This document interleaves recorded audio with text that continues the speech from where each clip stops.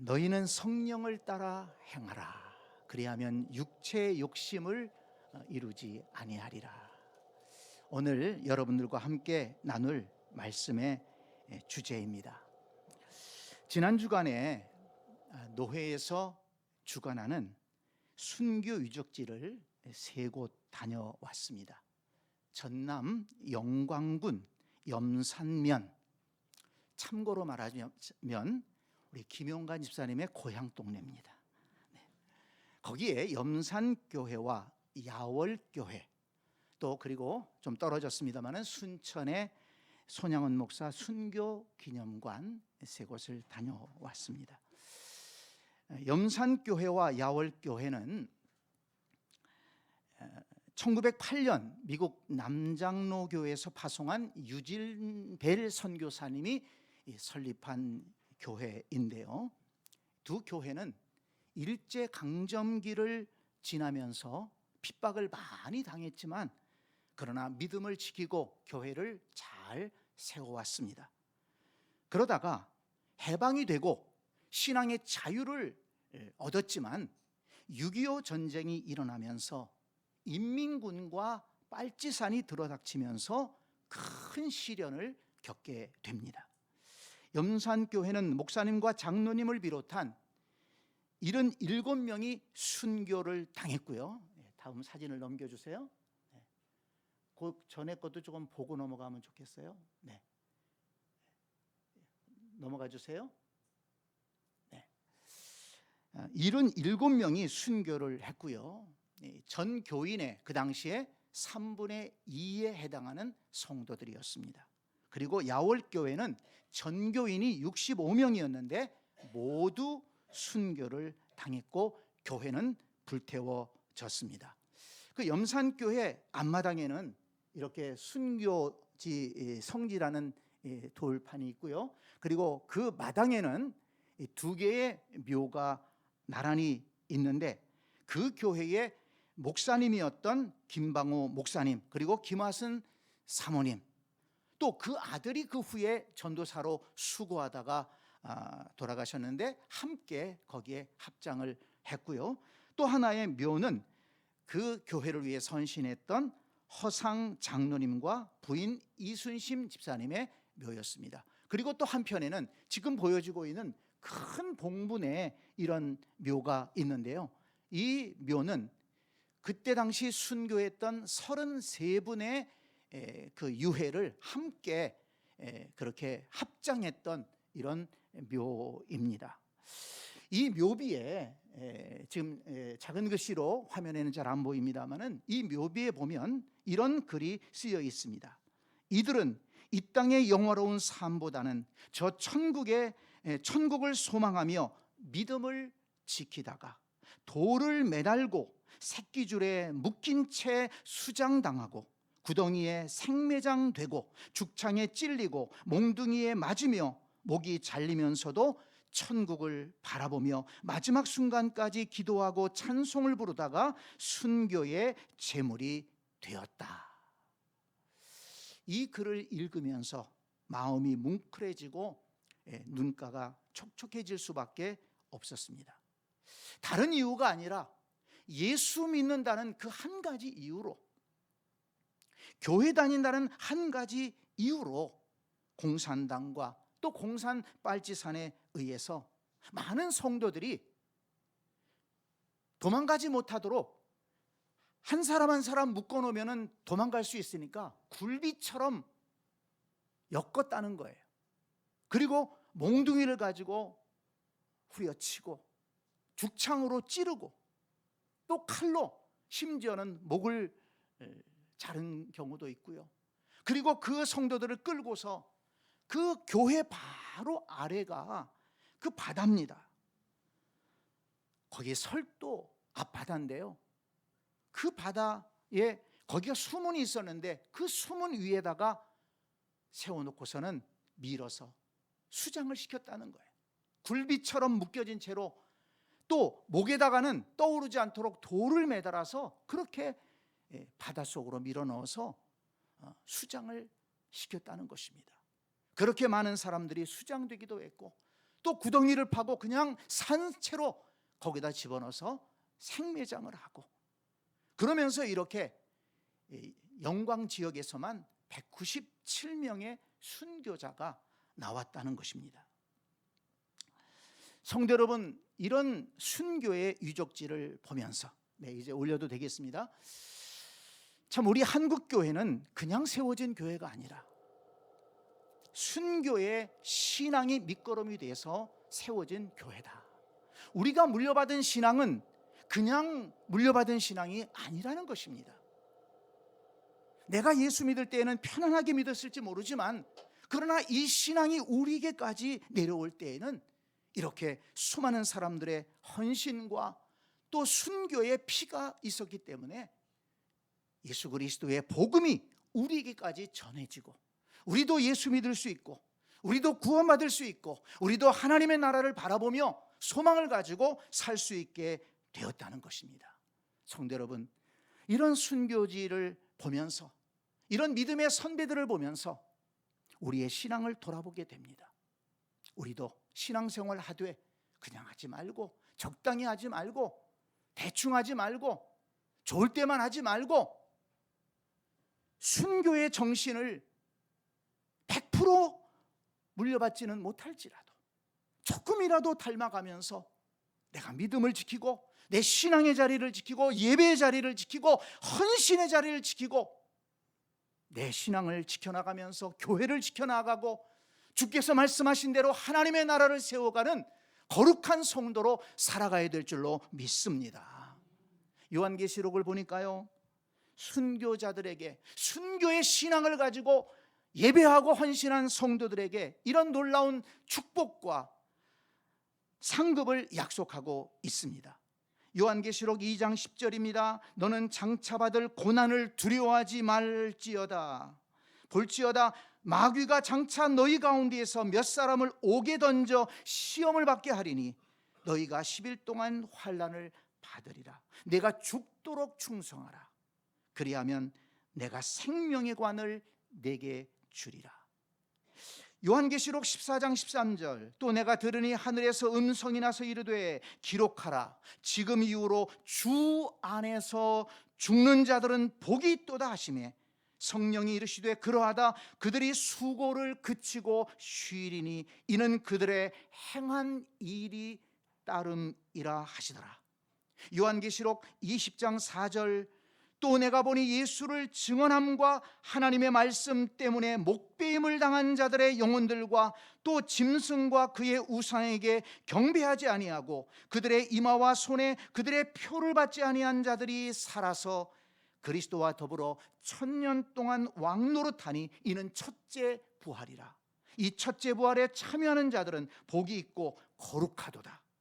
둘째 사망이 그들을 다스리는 권세가 없고 도리어 그들이 하나님과 그리스도의 제사장이 되어 1000년 동안 그리스도와 더불어 왕노릇하리라. 이렇게 약속했습니다. 내가 죽도록 충성하라. 내가 생명의 관을 주리라. 주 안에서 죽는 자들은 복이 있다. 모든 수고를 그치고 쉴 것인데 그들의 행한 일이 따를 것이다. 우상에게 경배하지 아니하고 그 이마에 임박이지 아니한 자들은 1000년 동안 왕노릇 할 것이다. 이렇게 말씀하고 있습니다. 성도 여러분, 이 말씀의 주인공이 우리가 되어야 되지 않겠습니까? 이 성경에 약속된 이 축복과 이 상급의 예언의 말씀이 저와 여러분들이 것이 되어야 될 줄로 믿습니다. 우리 믿음을 굳게 붙잡고 어떤 시련과 시험에도 흔들리지 말고 우리 믿음의 길을 굳세게 걸어가서 이 말씀의 축복과 상급을 받아 누릴 수 있는 우리 세셈 가족들 다 되기를 간절히 축복합니다. 그런데 이 순교지 탐방을 마치고 돌아오는 차 안에서 저의 마음이 그렇게 편하지만은 않았습니다. 마음이 무거웠습니다. 다른 것이 아니라 지난날 이렇게 순교의 신앙이 살아있던 교회인데 그 순교의 숭고한 정신이 지금은 찾아볼 수 없었다 하는 것입니다.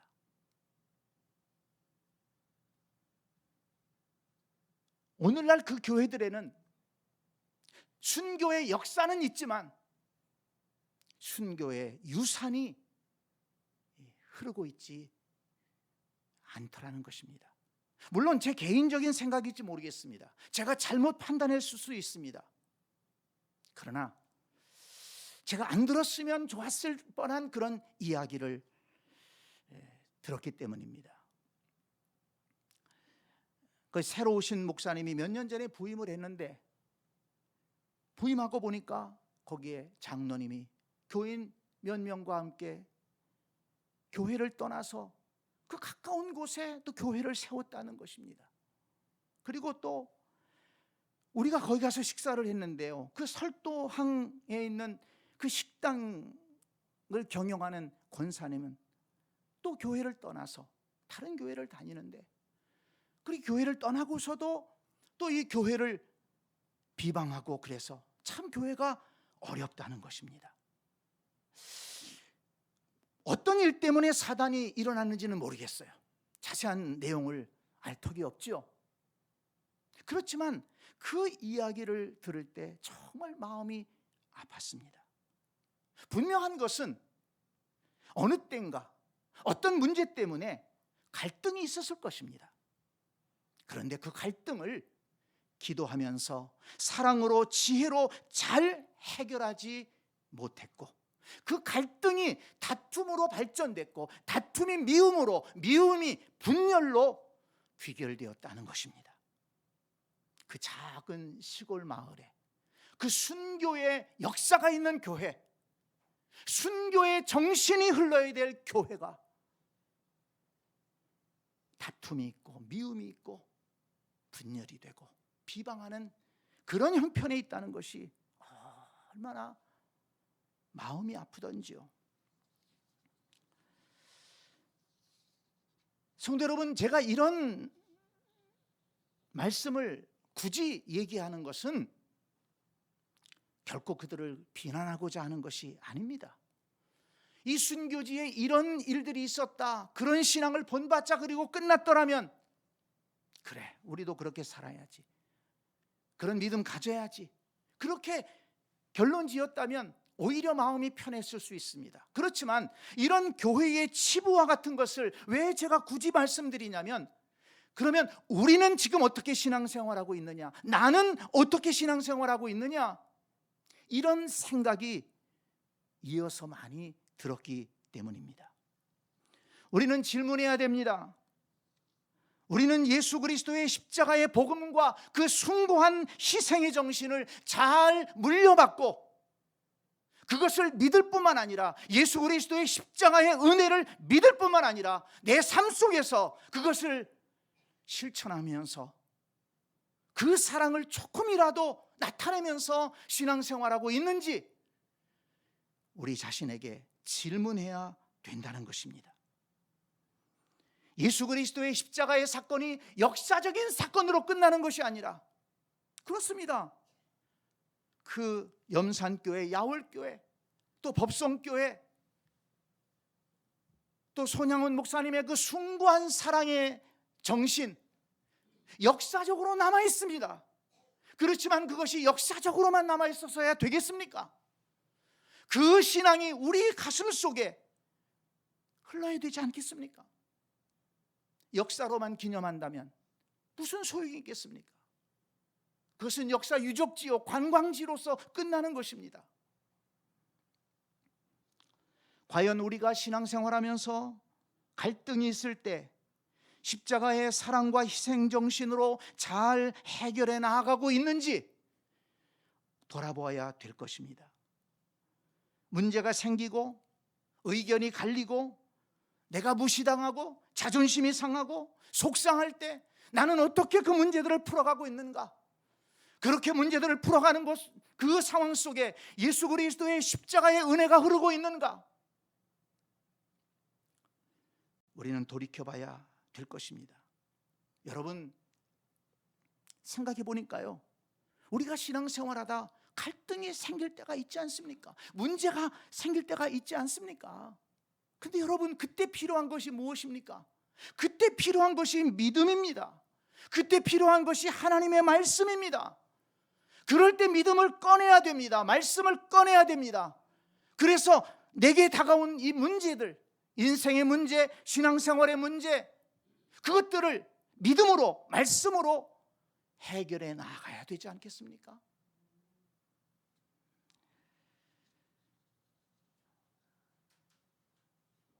내게 다가오는 이런 여러 가지 문제들을 하나님 중심으로, 말씀 중심으로, 교회 중심으로 해결해 나갈 때 하나님을 기쁘시게 하고 내 믿음도 살고 교회도 살고 아름다운 결과가 나타나는 것입니다. 여러분, 교회가 왜 그래? 그렇게 얘기하지 마세요.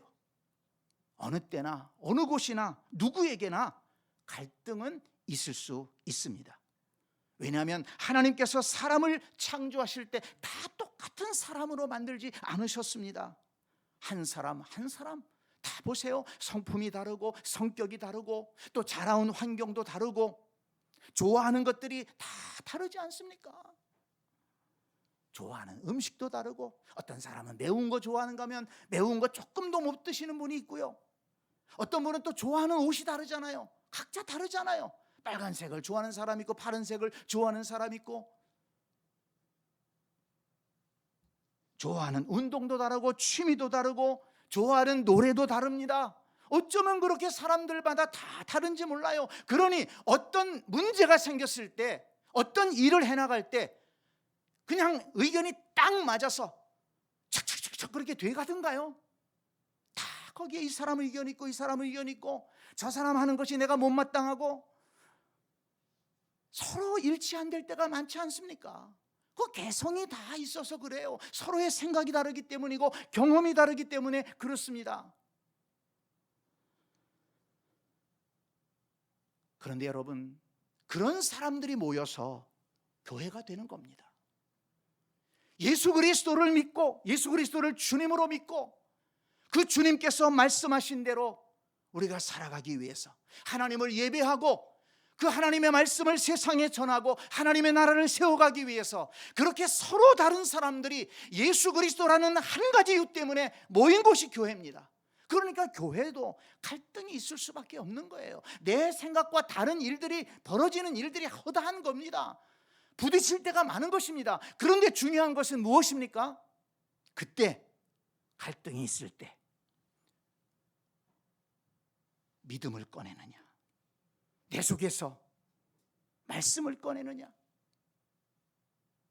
성질 같아서는 나 때려치고 싶지만, 그러나 내 성질 죽이고 주의 몸 된 교회를 생각하고, 주님의 몸 된 교회라고 그랬잖아요. 하나 되기를 힘쓰라고 그랬잖아요. 왜 하나 되기를 힘쓰라고 그랬습니까? 분열할 가능성이 많기 때문에 하나 되기를 힘써라, 주님께서 당부하신 것입니다.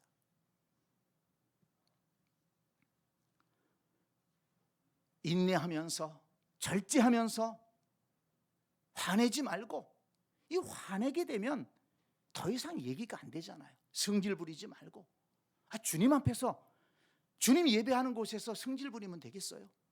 성질 죽이고 인내하면서 상대방의 얘기를 듣고 상대방의 입장을 좀 이해하고 또 내 얘기를 하면서 설득하고, 그래서 하나 되기를 힘쓰고 의견을 맞춰 나아가고 또 그리고 서로 양보하면서 하나의 작품을 만들어내 가는 것이 신앙생활이요 교회 생활이 아니겠습니까? 그래서 하나님의 나라를 세워가고 교회를 세워가고 영혼을 세워가고 그 속에서 내 인격이 성숙하게 되고, 나도 성숙해져야 되잖아요. 내 인격이 나도 만들어져 가고 교회도 세워져 가고 상대방도 세워가고, 그래가면서 하나님을 기쁘시게 하는 것이 바로 성도의 삶이요 신앙생활이라는 것입니다. 그래서 성도 여러분, 오늘 말씀을 보니까 너희는 성령을 따라 행하라, 그리하면 육체의 욕심을 이루지 아니하리라. 이 말씀이 있어요. 제가 정말 마음의 속이 상해서 그렇게 생각할 때 이 말씀이 마음에 다가왔습니다. 과연 순교의 그 역사가 역사로만 남아있지 않고 그 순교의 정신을 유산으로 받아서 우리 교회가 하나 되고 우리 교회가 믿음을 지키고 예배하며 하나님의 뜻을 이루기 위해 정말 필요한 것이 무엇일까? 어떻게 내가 살아가야 될까? 그런 생각을 할 때 이 말씀이 제 마음속에 다가왔습니다. 너희는 성령을 따라 행하라. 그리하면 육체의 욕심을 이루지 아니하리라. 그렇습니다, 여러분. 신앙생활에서 일어나는 많은 문제들은 어디에서 나오느냐? 육체의 욕심을 따라갈 때 나오는 것입니다. 성령을 따라가지 아니하고 육체의 욕심을 따라갈 때 그런 문제들이 나온다는 거예요. 여러분, 육체의 욕심이 무엇일까요?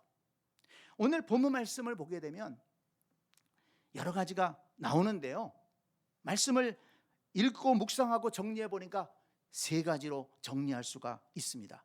육체의 욕심을 따라갈 때 일어나는 일이 뭐냐? 갈등이 일어난다는 것입니다. 말씀을 보세요. 15절, 만일 서로 물고 먹으면 피차 멸망할까 조심하라. 아니, 바울 사도께서 이 갈라디아 교회 성도들을 향해 편지를 쓰면서 왜 이런 좀 험한 말을 썼을까요? 서로 물고 먹으면, 아니 도대체 어떤 일이 있었길래 이런 표현을 썼습니까? 서로 물고 먹으면 피차 멸망할까 조심하라. 갈등이 개인의 신앙을 무너뜨리고 교회를 무너뜨린다는 것입니다. 또 20절 말씀해 보니까 원수 맺는 것과 분쟁과 시기와 분냄과 당짓는 것과 분열함이라고 그랬습니다. 이런 것들이 육체의 욕심을 따라 나오는 거라는 것입니다. 그리고 또 두 번째는 방탕함입니다. 성령을 따라 살지 않고 육체를 따라 살아갈 때 방탕에 빠지게 된다. 그래서 19절을 보면 육체의 일은 분명하니 음행과 더러운 것과 호색과 그랬습니다. 또 21절에 투기와 술 취함과 방탕함과 또 그와 같은 것이라. 네, 성령을 따라 살지 않고 육체를 따라 살아갈 때 방탕함에 빠지게 되고 그 방탕함이 자신을 무너뜨리고 교회를 무너뜨리고 가정을 무너뜨린다는 것입니다. 그리고 세 번째는 다른 신앙을 가져야 한다는 것입니다.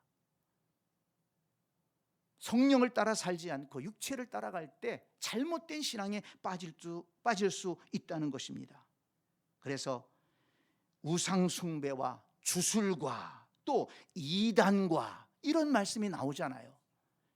우상 숭배에 빠지고 주술에 빠지고 점집 찾아다니고 무당 찾아다니고 또 이단에 빠지고 이런 것들이 육체의 욕심을 따라 살아갈 때 일어날 수 있다는 것입니다. 여러분, 오늘 우리 시대에도 이런 우상 숭배와 이 이단의 세력이 얼마나 많은지 모릅니다. 나도 모르게 우상에 빠질 수 있어요. 세상 것을 하나님보다 더 사랑하고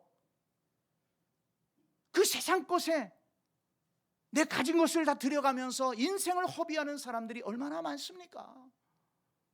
내가 좋아서 한다고 하지만 그러나 그 끝이 무엇인지 허무한 것 결과를 바라보면서 따라가는 것입니다. 성도 여러분, 성령을 따라 행할 때 육체 욕심을 이루지 않습니다. 갈등이 있을 수 있지만 그 갈등이 다툼으로, 다툼이 미움으로, 미움이 분열로 나아가지 않도록 그 갈등을 사랑으로, 지혜로 잘 해결할 수 있는 지혜와 그 은혜가 어디에서 나오느냐? 성령을 의지할 때 나온다는 것입니다. 여러분 꼭 기억하세요. 신앙생활하다가 또 인생을 살아가다가 어떤 갈등이 있을 때, 고민 속에 있을 때, 내 마음에 속상할 때 성령님을 의지하시기 바랍니다. 성령님께 지혜를 구하세요. 어떻게 결정하는 것이 정말 내 신앙생활에 좋고 우리 교회에 유익하고 하나님 나라에 유익하고 나도 살고 교회도 살고 하나님께 기쁨이 되는 길입니까? 여러분, 성령님을 의지하세요. 말씀을 붙드세요. 성질대로 결정하지 말고 성령님의 인도하심을 받으라는 것입니다. 인생을 살다가 방탕함의 유혹이 찾아올 수 있습니다. 세상 것이 좋아 보이고 그것이 즐거워 보이고 그 헛된 것이 가치 있어 보이고 그럴 때가 있어요. 나도 모르게 자꾸 발걸음이 움직여지고 마음이 따라갈 때가 있습니다. 여러분, 그럴 때 마음 뺏기지 말고 성령님을 의지하고 성령님 힘주세요. 지금 바울은 이렇게 얘기합니다. 너희는 성령을 따라 행하라. 너희가 누굽니까? 하나님의 사람입니다. 하나님의 사람, 하나님의 사람. 예수 믿고 구원받은 너희는 성령을 따라 행하라. 그래야 음행과 더러운 것과 호색과 술 취함과 방탕함에 빠지지 않는다는 것입니다. 순결한 신앙을 지켜서 하나님이 기뻐하시는 신앙생활 할 수 있고 하나님 기뻐하시는 거룩한 교회를 세워갈 수 있는 것입니다. 또한 이단의 유혹이 올 때 잘못된 그런 가르침들이 있을 때 성령님을 의지하면 주께서 바른 말씀으로 인도해 주십니다. 여러분, 이단들이요 유혹할 때 교회에다가 얘기하지 말라고 그래요. 부모한테도 얘기하지 말라고 그럽니다. 목사님한테 절대 얘기하지 말라고 그래요. 구역장님한테 절대 얘기하지 말라고 그래요. 왜 그렇습니까? 자기들 거짓으로 잘못된 것을 가르치니까 그렇게 가로막는 거예요. 또 근데 사람들이요 그 얘기를 다 들어요. 집에 와서 부모님한테도 얘기 안 해. 어디 갔다 왔니? 그냥 나갔다 왔어요. 그러면서 거기 쫓아다니며 말씀 배우고 말씀이라고 배우고 잘못된 거 배우다가 이단에 빠져버리는 거예요. 어느 날 집을 나간다는 거예요.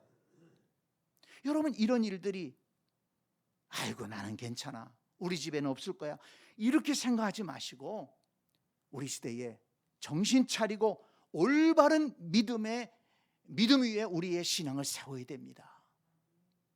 성령님을 의지하고 나갈 때 성령님께서 올바른 진리 가운데로 인도해 주실 줄 믿습니다. 오늘 본문 말씀을 보면 성령을 따라 행하라. 믿음에 더 나아가서 행하라고 강조하고 있습니다. 25절 말씀 보세요. 우리가 성령으로 살면 또한 성령으로 행할지니. 성령으로 살아가야 되고 성령으로 행해야 된다는 것입니다. 무엇을 말씀합니까? 믿음에서 멈춰 있어서는 안 된다는 거예요. 내 믿음이 분명하고 내 믿음이 확실하지만 그 믿음이 성령의 인도하심을 받으면서 내 삶 속에서 나타나고 그 성령의 인도하심을 따라서 믿음으로 살아갈 수 있어야 된다는 것입니다. 예수 그리스도의 십자가의 복음이 역사로만 남아있지 않게 하려면, 성경 속에만 머물러 있지 않게 하고 내 심령 속에, 내 삶 속에, 우리 교회 속에 살아있기 위해서는 성령으로 행하고 성령으로 살아가야 된다는 것입니다.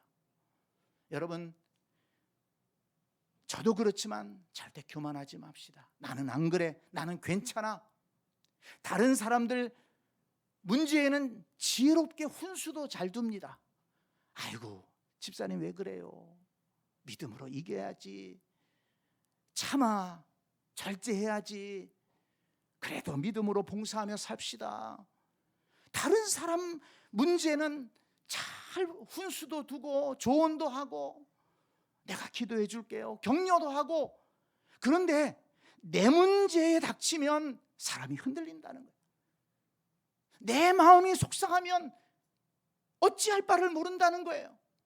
때로는 믿음도 없고 성령님을 의지하지도 않고 말씀도 다 사라져버리고 오로지 그 문제와 내 상처만 남는다는 것입니다. 그러니까 잘못된 길로 갈 수밖에 없는 거예요. 성도 여러분, 갈등은 언제나 누구에게나 어디서나 있을 수 있습니다. 그러나 갈등이 있을 때 믿음을 꺼내고 말씀을 꺼내고 성령을 의지하면서 나갈 때 육체의 욕심을 이루지 않고 하나님이 기뻐하시는 신앙으로 나아갈 수 있고 주의 몸된 교회를 지킬 수 있고 하나님 나라를 세워갈 수 있습니다. 여러분 이것을 꼭 기억하시기 바랍니다. 지난 주간에 제가 순교지 방문을 하고 돌아오면서 정말 마음속에 생각하고 느꼈던 것을 오늘 이렇게 정리해서 여러분들과 나눴습니다. 그리고 또 이 말씀과 함께 제 마음을 움직이는 찬송이 있었습니다. 우리가 참 자주 부르는 찬송입니다마는 이 찬송의 가사가 제 마음에 큰 울림이 되었습니다. 이 세상을 살아가는 동안에 나의 힘을 의지할 수 없으니 기도하고 낙심하지 말 것은 주께서 참 소망이 되심이라. 그렇죠. 우리가 살아가면서 참 여러 가지 문제들 많이 일어나고 갈등도 있고 힘든 일도 많은데 내 힘으로 잘 감당할 수 없을 때가 많아요. 그래서 지치고 낙심할 때가 많지 않습니까? 그럴 때 기도하고 낙심하지 말라는 것입니다. 주께서 붙들어 주시고 주께서 우리의 마음속에 상처를 치료해 주시고 참된 소망의 길로 인도해 주실 것입니다. 하나님의 꿈이 나의 비전이 되고, 그렇죠. 얼마나 아름답습니까? 하나님의 꿈이 나의 비전이 되면 내가 흔들릴 수 없는 거예요. 이 믿음을 포기할 수 없는 겁니다. 내가 다짐했던 이 믿음의 길을 포기할 수 없는 거예요. 하나님의 꿈을 나의 비전으로 삼고, 그리고 예수님의 성품을 나의 인격으로 삼고, 정말 중요합니다. 오늘 우리 읽은 본문 말씀에 우리가 암송하고 있죠. 성령의 9가지 열매, 예수님의 성품입니다. 그 성품이 우리의 인격이 되어야 된다는 거예요. 성령의 9가지 열매가 나의 인격이 되어서 함께 신앙생활하며 서로 격려하고 위로하고 예수 그리스도의 그 사랑의 향기를 풍기면서 신앙생활할 수 있다면 얼마나 좋겠습니까? 성령의 권능이 나의 능력이 되어서 어떤 시험과 시련도 이겨내고 승리하는 그런 신앙생활 해야 되겠다. 이 찬송의 가사가 오늘 이 시대를 살아가는 우리 그리스도인들에게 꼭 필요한 찬송이고, 이 찬송의 가사대로 우리가 신앙생활 한다면 아름답고 복된 신앙인으로 그렇게 신앙생활 하게 될 줄로 믿습니다.